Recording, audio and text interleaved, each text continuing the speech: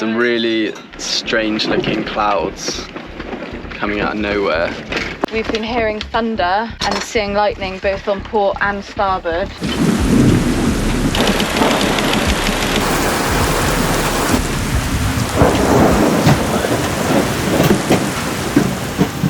Welcome to another update from Elixir's voyage around the world. My name's Max, and over the last 2 years, I've sailed from the UK all the way to the Pacific coast of Panama, picking up many different crew members along the way. It's my first time in the Pacific Ocean, and it's been smooth sailing so far, although the dry season is coming to an end, and that's all about to change.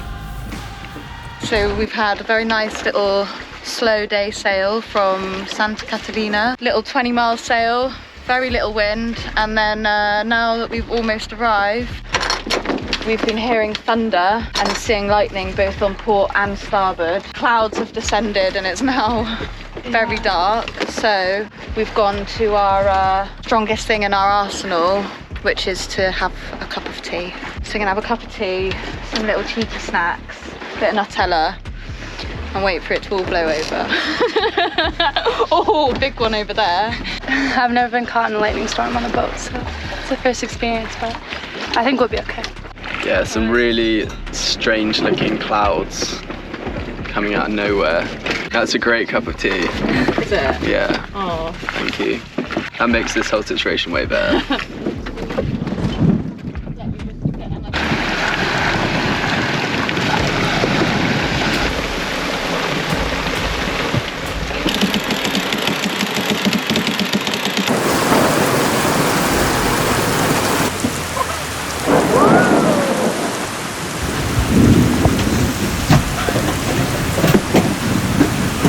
I've sailed through a lot of squalls before, but never have I seen the lightning strike the water so close to the boat, and honestly, it was terrifying.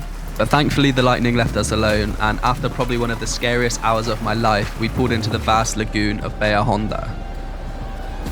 What do you think of your first sail on Elixir? It was wonderful. Absolutely wonderful.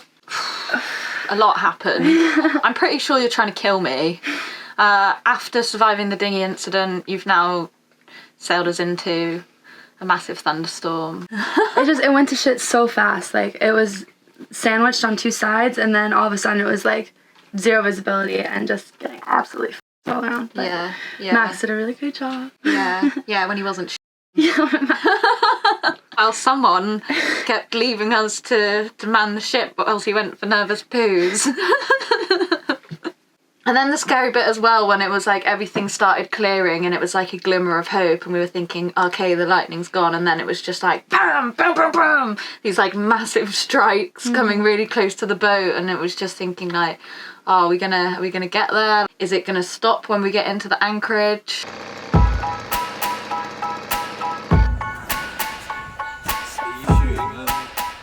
We're in Honda on the Pacific coast of Panama. It's basically just this big empty bay with a little island in the middle, and there's a small village on the island. It looks really nice. We're gonna go and have a little look. There's no one here. Virgin, forest everywhere you look, mountains, calm water, and loads of marine life, probably including crocodiles. Probably my favourite place I've ever been so far. Ever? I think so. I feel really at peace here. We've met some locals yesterday. First, one cousin, Edwin, who came up and offered us some gasoline. And then his other cousin, can't remember his name, but he invited us to go check out the local school and go meet the children and maybe teach them some English. They can help us a bit with our Spanish. And I'm really excited. Come on, mate.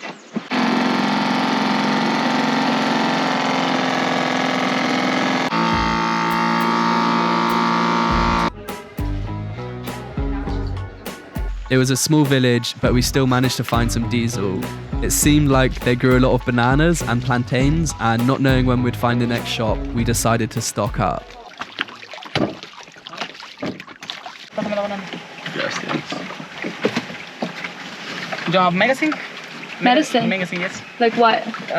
Anyone? Oh, muy bien. This is for you. Gracias. Ooh! Yes, I like it. This meat is nice for Gracias. this. Qué rico. When you leave today, tomorrow? Mañana. Okay, good Mañana. luck. Gracias por Okay. todo. Okay, when you go to place, what place you will go tomorrow? I'm not sure. A river. Like, Costa Rica? yeah. Okay. Yeah.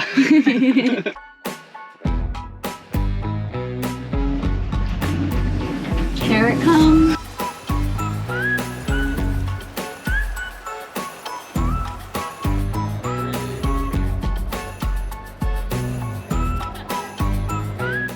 So we went to shore and the Panamanian kids were waiting for us. And they took us to Ellis's house, who was a guy who helped us out. And we arrived at his house and his mom was there and his father and his sister and his cousin stopped by, and they gave us such a nice stay while we waited out the rain with presents. They gave us conches, which are incredible. 2 of these. They gave us this beautiful piece that his father made. Don't drop the thing again. Yeah, it's not connected, but imagine that in the middle. And he also gave us the meat from both of the conches as well. So we're gonna have those for dinner. And piñas. Piñas, pipas, and yeah. And the some world. shelter for 2 hours when it was raining. It was great, but we went there to give them gifts, like to give them your old clothes, obviously, Max, and some crayons for the kids. And then we've come back with all of this stuff, and which obviously wasn't the intention. It kind of feels like a bit of a failed mission, but it was actually quite funny how the kids were interacting with us. Like, they were unsure of us. They liked us, but they were a little bit scared. And they were just like following us around, especially one of the girls wanted to bring us to her house to get zapote. Miriam. And the whole way they just would stop and like hide behind the trees and hide behind each other. A little bit scared of the gringos, but yeah, they were really sweet and it was so nice to play with them for a while. Yeah. Meet Alma and Ezekiel and all these guys. And hopefully they watch this. We gave them the tag for the YouTube and Instagram. Yeah, although there's no internet here, so I don't know how they're ever gonna follow it, but I mean, it was nice that they asked. They've heard of TikTok.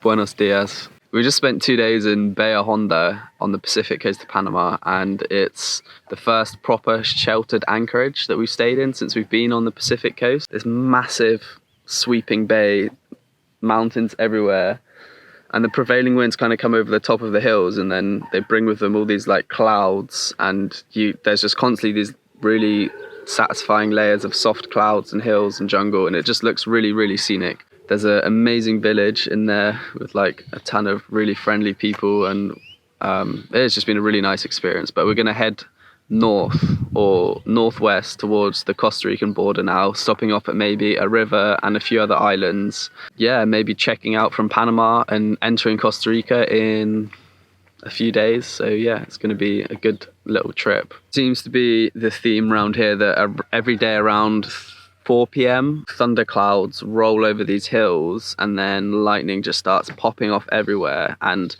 as we were sailing into this bay, we were just like terrified by like the proximity of some of these lightning strikes. They were literally so visible. It seemed like they were striking the water right next to us. So to avoid that, we're going to leave now. It's 6:30, the sun's just risen, and hopefully we've only got like 20 miles to sail today. So hopefully we'll be in the next anchorage before it starts to get stormy. So yeah, fingers crossed we'll be all right. Unlike the Caribbean Sea, there are no trade winds on the Pacific coast of Panama, and as a result, we had to use the engine quite a lot.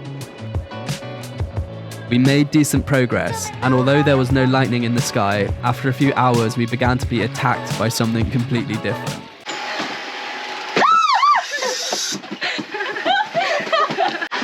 What's happening?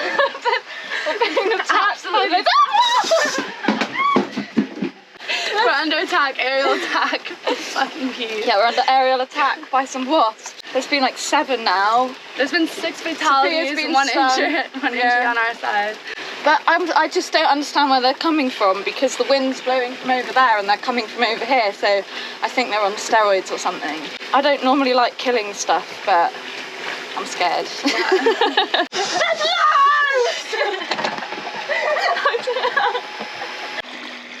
Oh, right, move your left foot. It's on your foot.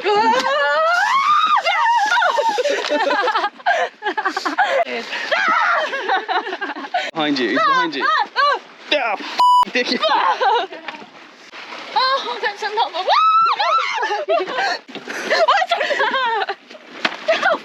Wait, what? It's on her hat. Was it? I've already been stung once. Holy f***. Why do they keep coming to me? This is not the place for this. Yeah, we've caught 6 fatalities and I've taken 2 injuries for the Elixir. Got one here and one here. What are they? Bee stings. Aren't they wasps? No, the bees. Wasps are like long and skinnier and they have like a fat ass. And bees are just like voluptuous all the way through. No, because bees die when they sting you, and these are coming back. They've died. Every time they've stung me, they've died. Oh. Yeah. Oh, so actually all we need is just keep stinging Sophia and then we're all right. Do you put the milk in before or after you take your tea bag out? I put it in before. I think you can do whatever you want. Yeah, I think at the end, once it's brewed. I can stay on board? Yeah. Alright, 7 6. out of 10, nice. 7 out of 10. Yeah. I reckon 7.5. Alright, 7.5. How do I get the other 1.5? 2.5? I think that just comes with practice, right? Yeah. Yeah.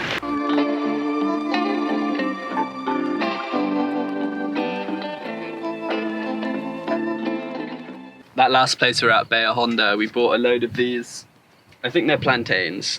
It's always hard to tell. Because we've been in Central and South America for so long, we've kind of figured out how to make patacones. If you don't know what they are, they're like these little smushed plantain fried cake things. They're delicious, and yeah, I'm gonna show you how we do it. There's 3 of us, so we're probably gonna go for 5 plantains. The technique to cutting them: one end off each side, and then we do little slits to get the skin off.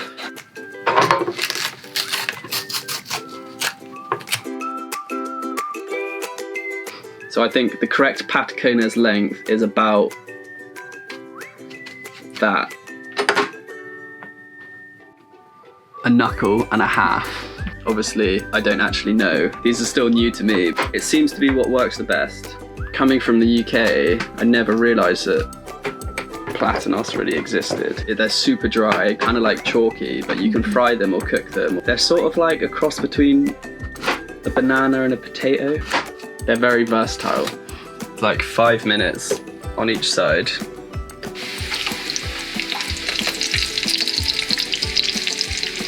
Nice. There we go. Yeah, now we've done the first fry, we're gonna move on to the smushing stage. I've just folded over this like baking parchment, wax paper, I mean, whatever you want to call it. And I'm just gonna smush them with this very technical smushing tool. I normally find that like I get better at making them as I go along. That's a good one.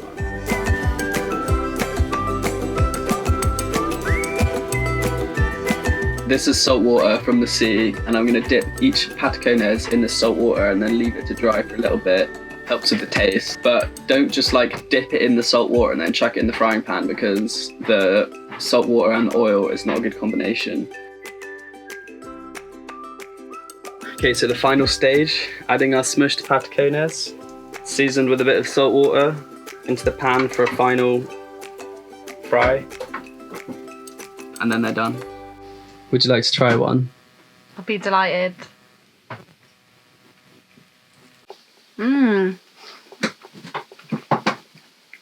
It's kind of like potato, like salty potato, like a chip. Would you like to try one? Yeah.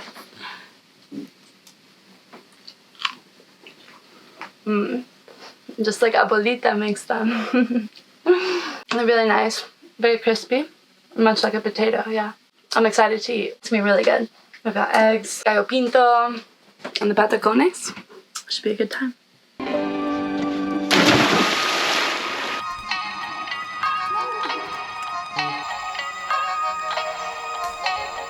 Me llamo Cristino, este lugar se llama Morro Naranjo. Antiguamente los indígenas llamaban morro a un globo de tierra, de terreno. Morro es como un cerro, esa era la palabra de los aborígenes antiguos. Entonces esto quedó como morro Naranjo porque había muchos árboles de naranja. Es una tierra muy productiva, nosotros nos dedicamos mucho a lo que es también al trabajo agrícola.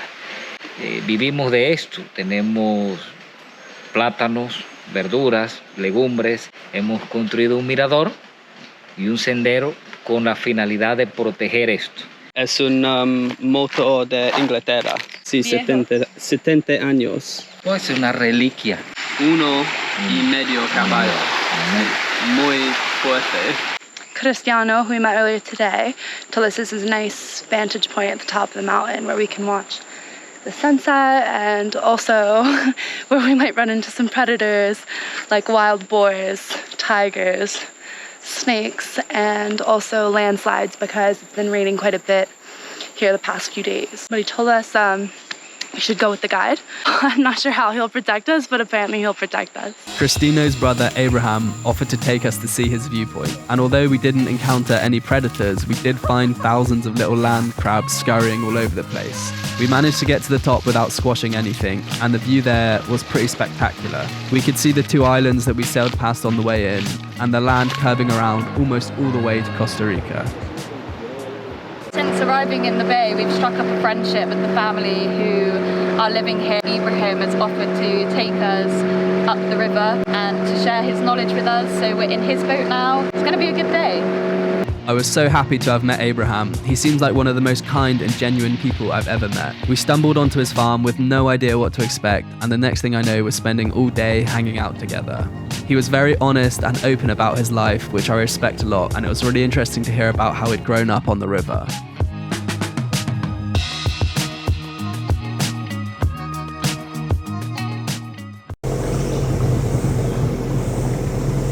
Well, we've just navigated up the Rio. Now we're getting off and we're going to go for a little walk and see what we can find. Reminded me a lot of home with all the mangrove trees. Chiriqui, Florida. Definitely. The southwest coast of Florida. Definitely didn't remind me of home. As well as living an almost completely self-sufficient life, Abraham and his family also host guests at their farm, where they teach what they've learned about off-grid living. If you're in Panama and looking for a unique travel experience, then send me a message and I can put you in touch with these legends.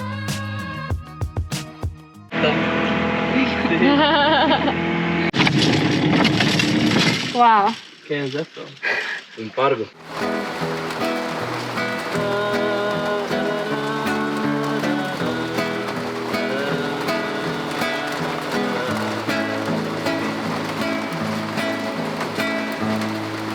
Chiquitita, dime por qué.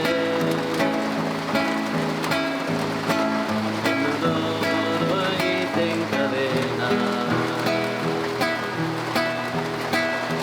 Si es que tan triste estás.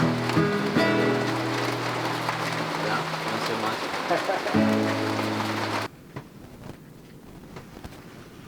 Buenos dias. We're just about to leave. It's sunrise. Today we're going to go on a day sail. It's about 35 miles up the coast of Panama to a small island called Isla Gamez. We're just about to weigh the anchor, and what we usually do on Elixir is lift up the main before we start to pick the anchor up, because as you can see the setup is kind of old school, so I find it easier to just have the main up. First thing we do is we bring the boom into the middle of the boat, take the halyard off the mast, and this is just the line that goes all the way up to the top of the mast and back down again. The top of the sail clips onto this shackle. This little thing, the slug, goes into this track here. As you can see, this sail is actually about 30 years old, so it's kind of worn a little bit, and in fact this mainsail is full of patches, and it's something that we're hoping to replace as soon as possible. Inside the track, sail goes up. I'm just gonna put a bit of tension. With Elixir, we lift the gooseneck up about 30 centimeters. Yeah, can you just make sure that the main sheet is loose, please, Sophia? So that's the sail up. I'm just gonna coil this halyard. So I always coil a rope in a figure of 8, which is the proper way to do it, right? Otherwise you're twisting the rope with every coil, so then you're just going to end up with a rope that's super twisted. And then you can just sheet the main in tight and the boat will just sit at anchor quite happily. And then you just don't have to do the main when you're moving, which I think is way easier.